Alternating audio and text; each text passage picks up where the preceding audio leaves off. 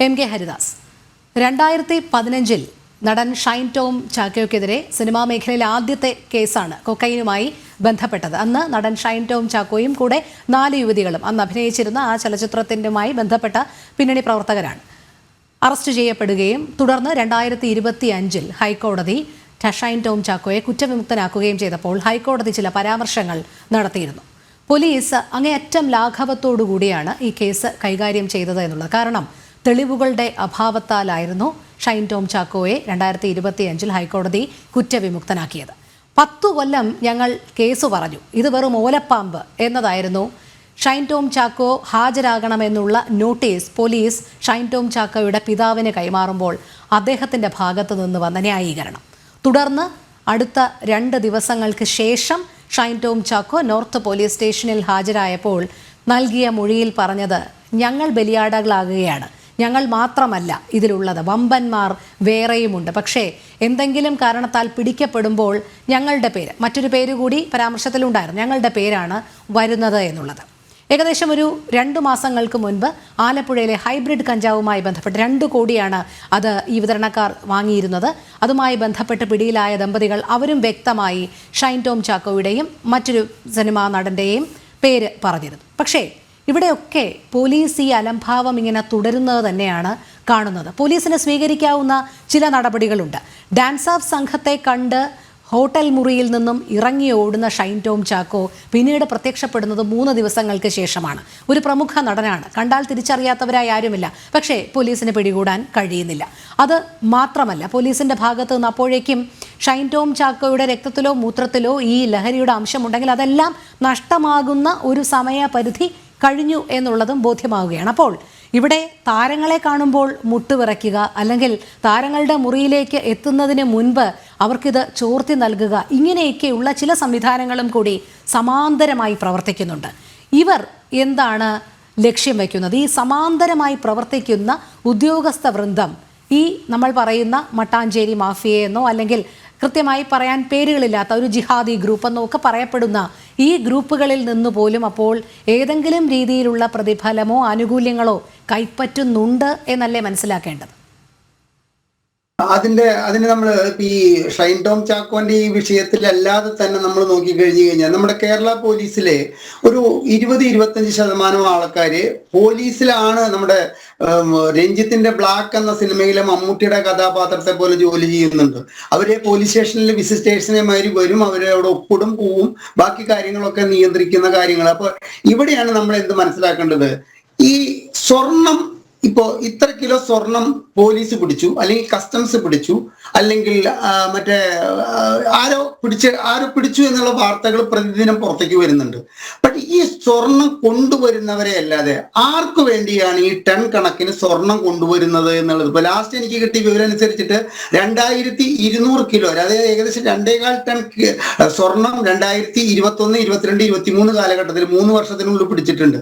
ഈ സ്വർണം ഈ കൊണ്ടുവരുന്നവർ ആർക്കു വേണ്ടിയാണ് എന്നുള്ള വിവരം നാളിതുവരെ നമുക്കൊന്നും അറിയില്ല. സ്വർണം വന്നു, പിടിച്ചു, അതിന്റെ പെനാൽറ്റി അടച്ചിട്ട് 25% അടച്ചിട്ട് കൊണ്ടുപോകുന്നുണ്ട്, അതല്ലാത്തവർ അത് കസ്റ്റംസിന് കൊടുക്കുന്നുണ്ട്, അത് നമ്മുടെ രാജ്യത്തിന്റെ മുതൽക്കൂട്ടാവുന്നുണ്ട്. പക്ഷെ ആരോ ഈ സ്വർണ്ണക്കടത്തിന്റെ പിന്നില് ഒരു വലിയ നിയന്ത്രിത ശക്തി കേരളത്തിൽ ഉണ്ട് എന്നുള്ള വസ്തുത ഒരു അരിഭക്ഷണം കഴിക്കാത്ത എല്ലാവർക്കും അറിയാം. ഇതുപോലെ തന്നെയാണ് ഈ ഡ്രഗ്സ് മാഫിയയുടെ കാര്യത്തിലും ഉള്ളത്. ഈ കൊണ്ടുവരുന്നവരെ, കൊണ്ടു നടക്കുന്നവരെ, ഉപയോഗിച്ചവരെ പിടിക്കുക എന്നല്ലാതെ ഇത് ആർക്കു വേണ്ടിയാണ് കേരളത്തിലേക്ക് ഇത്രയും? ഇപ്പൊ ഒരു കാര്യമുണ്ട്, ഒരു ദിവസം 9 ഗ്രാം MDMA പിടിച്ചു എന്ന വാർത്ത വരുന്നുണ്ടെങ്കിൽ 9000 അല്ലെങ്കിൽ 900 ഗ്രാം MDMA വേറെ വഴിക്ക് പുറത്തേക്ക് പോകുന്നുണ്ട്. ഈ 9 ഗ്രാം പിടിച്ചതിന്റെ കോലാഹലം, അത് പത്രക്കാരോട് പറച്ചിലും, അത് പത്രക്കാർ വന്നിട്ട് അത് ഷൂട്ട് ചെയ്യലും, ഈ ലഹളയൊക്കെ നടക്കുന്ന സമയത്ത് ഇതിന്റെ 10 100 ഇരട്ടി MDMA വേറെ വഴിക്ക് പുറത്തേക്ക് പോകാൻ വേണ്ടിയിട്ടാണ് ഈ പിടിപ്പിക്കുന്നതും അല്ലെങ്കിൽ പിടിക്കുന്നതും. അപ്പൊ ഇതിന്റെ യഥാർത്ഥത്തിൽ ഇത്തരത്തിൽ ഈ സാധനം കൊണ്ടുവന്നിട്ട് അത് കൃത്യമായി വിൽപ്പന ചെയ്തു കഴിഞ്ഞാൽ എന്താണ് ഇതിന്റെ ഗുണഭോക്താക്കൾക്ക് കിട്ടുന്നത്? ആരാണ് യഥാർത്ഥ ഗുണഭോക്താവ്? ആ ഒരു വിഷയം പുറത്തേക്ക് വരണം. ആ ഒരു വിഷയം പുറത്തേക്ക് വരണമെങ്കിലാണ് നമ്മൾ നേരത്തെ പറഞ്ഞിട്ടുള്ള വിഷയം എന്ത്? ഈ തൊണ്ടി മുതൽ പിടികൂടപ്പെടുമ്പോൾ തൊണ്ടി മുതൽ കോടതിയിലേക്ക് എത്തും വരെ സുരക്ഷിതമായിരിക്കണം. പക്ഷെ കേരളത്തിൽ ചാർജ് ചെയ്തിട്ടുള്ള കേസില് ഇത്തരത്തിൽ ഈ മറ്റേ സിന്തറ്റിക് ലഹരിയായാലും കഞ്ചാവായാലും പിടിച്ചിട്ടുള്ള കേസുകളില് കോടതിയിലെത്തുമ്പോൾ തൊണ്ടി മുതൽ മാറിപ്പോവുകയാണ്. ഇപ്പോ നോർത്ത് റെയിൽവേ സ്റ്റേഷനിൽ നിന്ന് ഏകദേശം എൻ്റെ അറിവിൽ ഓർമ്മ ശരിയാണെങ്കിൽ ഒരു 2 കൊല്ലം മുമ്പ് 500 കിലോ റെയിൽവേയിൽ വന്ന പാർസൽ പൊളിച്ചു നോക്കുമ്പോൾ കഞ്ചാവായിരുന്നു. അത് എക്സൈസ് ഡിപ്പാർട്ട്മെന്റ് വന്ന് കൺഫേം ചെയ്തിട്ടാണ് അത് റെയിൽവേ പോലീസ് അവർക്ക് കൈമാറിയത്. ഈ സാധനം കോടതിയിലേക്ക് എത്തിയപ്പോൾ കമ്മ്യൂണിസ്റ്റ് പച്ച ഉണങ്ങിയതായിരുന്നു എന്ന് സയന്റിഫിക് ആയിട്ട് തെളിയിക്കാൻ പോലീസിന് പ്രതികളുടെ ഭാഗത്ത് നിന്ന് സാധിച്ചു. ആ കേസ് തള്ളി. ഇപ്പൊ ഇവിടെ നേരത്തെ ആന്റണി രാജുവിന്റെ കാര്യം, ഞാൻ മുൻ മന്ത്രി ആന്റണി രാജുവിന്റെ കാര്യം പറഞ്ഞത് എന്താ, ഈ പ്രതി ഇട്ടിരുന്ന അണ്ടർ ഗാർമെന്റ്സിന്റെ സൈസ് പ്രതിക്ക് സൂട്ടബിൾ അല്ല എന്നുള്ളത് വരുത്തി തീർക്കാൻ വേണ്ടിയിട്ട് തൊണ്ടി മുതൽ മാറ്റിയതാണ് ആ വിദേശി ഇവിടെ നിന്നും രക്ഷപ്പെട്ടു പോകാനുണ്ടായിട്ടുള്ള സാഹചര്യം ഉണ്ടായത്. ഒരു രാഷ്ട്രീയത്തിൽ നിൽക്കുന്ന രാഷ്ട്രീയക്കാർക്ക് ഇതിലുള്ള പങ്കിനെ കുറിച്ചിട്ട് നേരത്തെ സംസാരിച്ച വ്യക്തി സംസാരിച്ചതിന്റെ ഒരു ബാക്കി ഞാൻ പറയുകയാണ്. ഇത്തരം കേസുകളിലെ ഏത് രാഷ്ട്രീയ പ്രവർത്തകന്റെ കൈകൾ പ്രവർത്തിച്ചിട്ടാണ് യഥാർത്ഥ പ്രതികളിലേക്ക്, അല്ലെങ്കിൽ യഥാർത്ഥത്തിൽ ഇത് കൊണ്ടുവരുന്നത് ആർക്ക് വേണ്ടിയിട്ടാണ്? ഒരു വ്യക്തിക്ക് വേണ്ടിയിട്ടൊന്നും ആയിരിക്കില്ല. കേരളത്തിലെ എല്ലാ ഭാഗത്തും ഇതിന്റെ കണ്ണികളുണ്ട്. അപ്പൊ ഈ കണ്ണികളെല്ലാം ഏകോപിപ്പിച്ചിട്ട് ഇന്ന സ്ഥലത്തേക്ക് ഈ സിനിമയിൽ കാണുന്നത് മാതിരി ഇപ്പൊ ആറ്റിങ്ങലിലേക്ക് ഇത്ര പോട്ടെ, കോഴിക്കോട്ടേക്ക് ഇത്ര പോട്ടെ, കാസർകോട്ടേക്ക് ഇത്ര പോട്ടെ എന്നൊക്കെ പറയുന്ന ഒരു വലിയ ശക്തികൾ ഇതിന്റെ പിന്നിൽ പ്രവർത്തിക്കുന്നുണ്ട് എന്നുള്ള കാര്യത്തിൽ യാതൊരു സംശയവുമില്ല. ആ ശക്തികളിലേക്ക് എത്തിച്ചേരാൻ എന്തുകൊണ്ട് 10 വർഷമായിട്ട് ഇവിടുത്തെ ഇടതുപക്ഷ ജനാധിപത്യ മുന്നണി സർക്കാരിന് സാധിച്ചിട്ടില്ല എന്നുള്ളത് ഞാൻ നേരത്തെ പറഞ്ഞതുപോലെ പറയുകയാണ്. ഒരു പകർച്ചവ്യാധി പോലെ ഇത് സിനിമാ നടന്മാരിൽ നിന്നും സാധാരണക്കാരായ ജനങ്ങളുടെ കുഞ്ഞു മക്കളിലേക്ക് വരെ ഒരു ഭയങ്കര ദുരന്തമായി വ്യാപിച്ചിട്ട് പോലും ഇവിടുത്തെ സർക്കാർ എന്താ ചെയ്യുന്നത്? രാവിലെ ലഹരി വിരുദ്ധ പ്രതിജ്ഞ മുഖ്യമന്ത്രി ചൊല്ലിക്കൊടുക്കണു, ആഭ്യന്തരമന്ത്രി പഞ്ചായത്ത് മിനിസ്റ്റർ ചൊല്ലിക്കൊടുക്കുന്നു, എക്സൈസ് വകുപ്പ് മന്ത്രി ചൊല്ലിക്കൊടുക്കുന്നു, LDF കൺവീനർ ചൊല്ലിക്കൊടുക്കുന്നു. ഉച്ച തിരിഞ്ഞിട്ട് ഈ സത്യപ്രതിജ്ഞ ചെയ്തവർ കാണുന്നത് എന്താ? അതായത് മദ്യം വിൽപ്പനയ്ക്ക് വേണ്ടിയിട്ട് പല വഴികളിലൂടെ കൂടുതൽ മദ്യവിൽപ്പന വരാൻ വേണ്ടിയിട്ടുള്ള സർക്കാർ ഇളവുകൾ വൈകുന്നേരത്തെ 6 മണിയുടെ വാർത്ത കേട്ട് കഴിഞ്ഞാൽ നമുക്ക് കേൾക്കാൻ സാധിക്കും. അതിലിപ്പോ കേട്ടിട്ടുള്ളതാണ്, 1 ഡേ പാർട്ടി നടത്തുന്നവർക്ക് ഒറ്റ ദിവസത്തേക്കുള്ള ലൈസൻസ്, അതായത് വീട്ടിലൊരു കല്യാണ പാർട്ടി ഉണ്ടെങ്കിൽ അവിടെ മദ്യം വിളമ്പാനുള്ള അനുമതി നൽകിക്കൊണ്ടുള്ള ഒരു ലൈസൻസ് എടുക്കാൻ വേണ്ടിയിട്ട് സൗകര്യം കഴിഞ്ഞ ആഴ്ച ചെയ്തിട്ടുണ്ട്. അതുപോലെ തന്നെ യാത്ര പോകുന്നവർക്ക് ക്യൂവിലെ അവസാനത്തെ കണ്ണിക്ക് മദ്യം കിട്ടി എന്ന് ഉറപ്പുവരുത്തിയിട്ട് ബീവറേജസ് കോർപ്പറേഷൻ അടയ്ക്കാൻ പറ്റുള്ളൂ. മാസത്തിൽ 2 3 പുതിയ ബാറുകൾ തുടങ്ങുന്നു.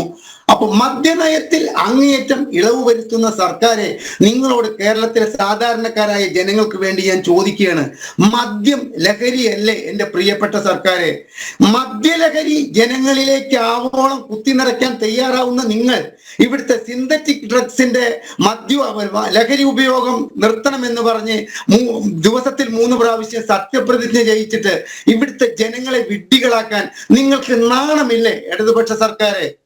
മദ്യം എന്ന് പറയുന്ന വസ്തു ഒരു വിപത്തായിട്ട് ജനങ്ങളിലേക്ക് നിങ്ങൾ നിത്യേന ഏറ്റവും സുലഭമായി കിട്ടത്തക്ക തോതിൽ എത്തിച്ചുകൊണ്ടിരിക്കുന്ന ഇടതുപക്ഷ സർക്കാരെ കഞ്ചാവിനും സിന്തറ്റിക് ലഹരിക്കുമെതിരെ സത്യപ്രതിജ്ഞ ചെയ്യിക്കുകയും സിനിമയുടെ അടിയിലെ പുകവലി ആരോഗ്യത്തിന് ഹാനികരം, ഈ സിനിമ തുടങ്ങുന്നതിന് മുമ്പ് ഈ ലഹരി വസ്തുക്കളൊന്നും ഈ സിനിമയിൽ ഉപയോഗിച്ചിട്ടില്ല എന്നൊക്കെ എഴുതി കാണിക്കലേ മാത്രമാണോ ലഹരി ഉപയോഗം തടയാനുള്ള വഴി എന്ന് നിങ്ങൾ ധരിച്ചിട്ടുണ്ടെങ്കിൽ നിങ്ങളോളം മൂഢരായിട്ട് ഈ സംസ്ഥാനത്ത് ഇതിനു മുമ്പ് ഒരു സർക്കാരുകളും ഭരിച്ചിട്ടില്ല.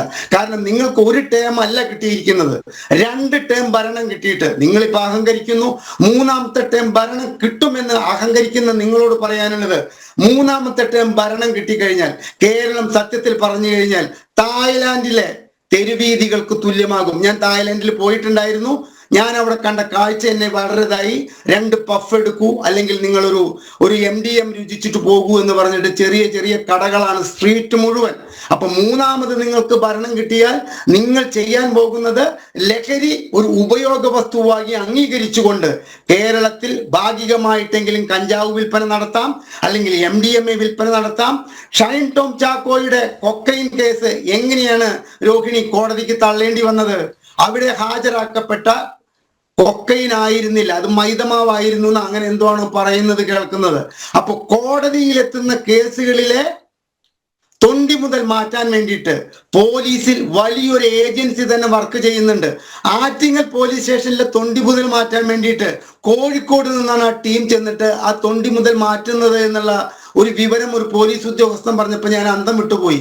കാരണം ഇതിലത്തെ പ്രതികളുടെ ബന്ധുക്കൾ, പുറത്തു നിൽക്കുന്ന പ്രതികളുടെ ബന്ധുക്കൾ കൃത്യമായിട്ട് ഈ ടീമിന് പൈസ കൊടുത്താൽ അവര് സംസാരിച്ച് അവിടുത്തെ SHO ആയിട്ട് സംസാരിച്ചിട്ട് അവിടുത്തെ പോലീസുകാരായിട്ട് സംസാരിച്ചിട്ട് ആ ലഹരി, ഞാനൊരു ഉദാഹരണം പറഞ്ഞതാണ്, ആറ്റിങ്ങൽ പോലീസ് സ്റ്റേഷനിൽ ഇങ്ങനെ നടക്കുന്നു എന്നുള്ളതല്ല, ആ പോലീസ് സ്റ്റേഷനിൽ ആ കേസിലെ വിധി പറയുന്നതിന് കുറച്ചു മുമ്പ് തൊണ്ടി മുതൽ മാറ്റിക്കൊടുക്കാൻ പോലീസിലും എക്സൈസിലും ആളുകൾ പ്രവർത്തിക്കുന്ന നിലയിലേക്ക് കേരളത്തിലെ പോലീസ് അതായത് മാറി എന്ന് പറയുമ്പോൾ ഈ ദുരന്തം എവിടെ ചെന്ന് അവസാനിക്കുമെന്നുള്ള ഭയത്തിലാണ് ഞങ്ങളെപ്പോലുള്ളവർ. കാരണം ഞങ്ങളുടെയൊക്കെ മക്കൾക്ക് 33, 32 വയസ്സായിട്ടുള്ള മക്കളുടെ ഗതി എന്താകും, അവരുടെ മക്കളുടെ ഗതി എന്താകും എന്നുള്ള ഭയം അങ്ങേയറ്റം അലട്ടി തുടങ്ങി എന്നാണ് രോഹിണി എനിക്ക് പറയാനുള്ളത്. അതെ.